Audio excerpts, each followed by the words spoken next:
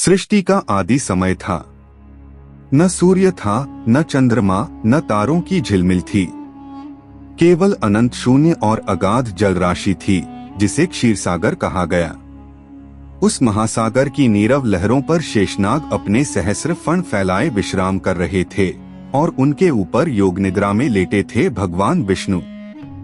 उनका श्वास प्रश्वास ही उस समय की लय थी, उनकी धड़कन ही काल का प्रथम संकेत। अचानक विष्णु की नाभि से एक दिव्य कमल प्रकट हुआ। उस कमल की पंखुड़ियां धीरे धीरे खिलीं और उसमें बैठा दिखाई दिया एक दिव्य पुरुष ब्रह्मा। ब्रह्मा ने चारों ओर देखा, लेकिन न कोई भूमि थी, न आकाश, न कोई जीव। केवल जल ही जल और उस पर खिला हुआ वह रहस्यमय कमल। ब्रह्मा के मन में प्रश्न उठे, मैं कौन हूँ? यह कहाँ हूँ? मेरे जन्म का उद्देश्य क्या है? तभी उनके भीतर एक सूक्ष्म ध्वनि गूंजी, तप करो। ब्रह्मा ने अपनी आंखें मूंद लीं और गहन ध्यान में लीन हो गए। हजारों वर्षों तक उन्होंने तप किया। उनके तप से एक प्रखर ऊर्जा उत्पन्न हुई। उसी ऊर्जा से श्वेत लोक का प्राकट्य हुआ, एक दिव्य लोक जहाँ केवल श्वेत आभा और शांति का वास था। यहीं उनके ध्यान से एक स्वर्णमय अंडाकार शक्ति उत्पन्न हुई, हिरण्यगर्भ। यह हिरण्यगर्भ ही संपूर्ण सृष्टि का बीज था। उसमें अनगिनत लोक छिपे थे, उसमें काल की अनंत धाराएं बंधी हुई थीं। वह धीरे धीरे धड़कने लगा।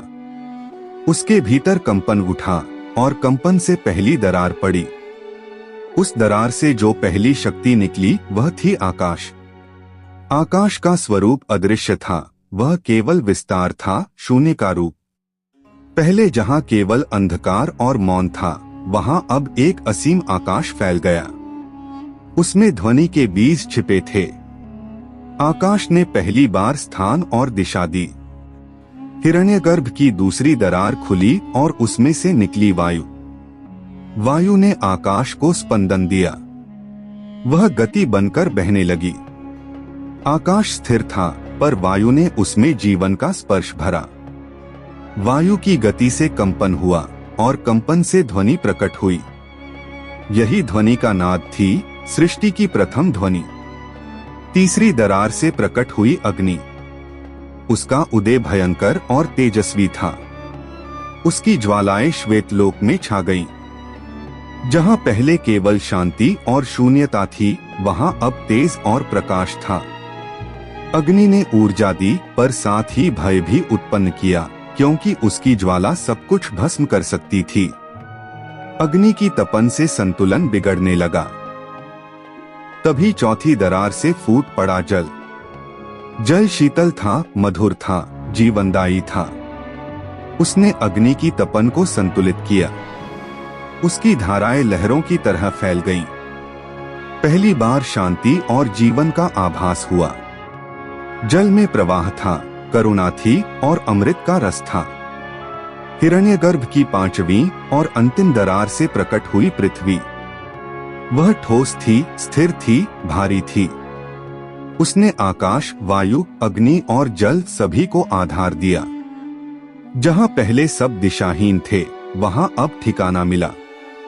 पृथ्वी ही वह धरा बनी जिस पर आगे वनस्पति, जीवजंतु और मनुष्य पनपने वाले थे। इस प्रकार पंचमहाभूतों का जन्म हुआ। आकाश ने स्थान दिया, वायु ने गति दी, अग्नि ने ऊर्जा और प्रकाश दिया, जल ने जीवन दिया और पृथ्वी ने आश्रय दिया। परंतु इनके प्रकट होते ही संघर्ष भी आरंभ हुआ। आकाश अनंत फैलना चाहता था, वायु सबको बहा ले जाना चाहती थी, अग्नि सब कुछ जलाकर समाप्त करना चाहती थी, जल सब कुछ डुबो देना चाहता था और पृथ्वी सबको बांधकर रोक लेना चाहती थी। यदि यह संघर्ष चलता रहता तो सृष्टि का बीज नष्ट हो जाता। ब्रह्मा ने पुनः ध्यान लगाया। उन्होंने पांचों तत्वों से संवाद किया।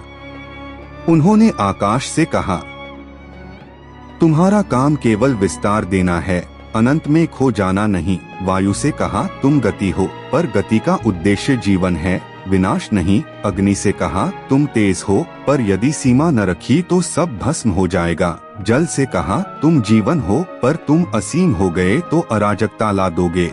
और पृथ्वी से कहा, तुम आधार हो, पर स्थिरता भी यदि जड़ता बन जाए तो सब नष्ट हो जाएगा। ब्रह्मा के वचनों से पांचों तत्व संयमित हुए।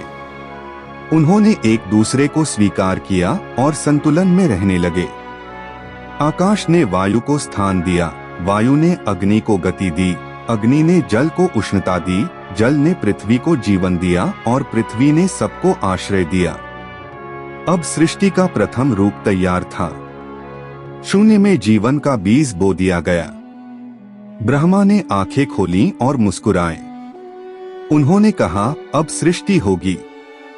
यही पंचमहाभूत जन्म और मृत्यु का चक्र चलाएंगे। इन्हीं से जगत बनेगा और इन्हीं में विलीन होगा।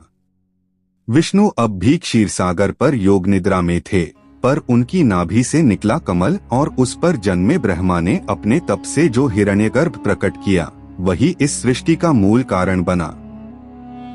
और यही कथा हमें बताती है कि जीवन का आरंभ केवल प्रकाश और ऊर्जा से नहीं, बल्कि संतुलन से होता है, पांच तत्वों के सामंजस्य से।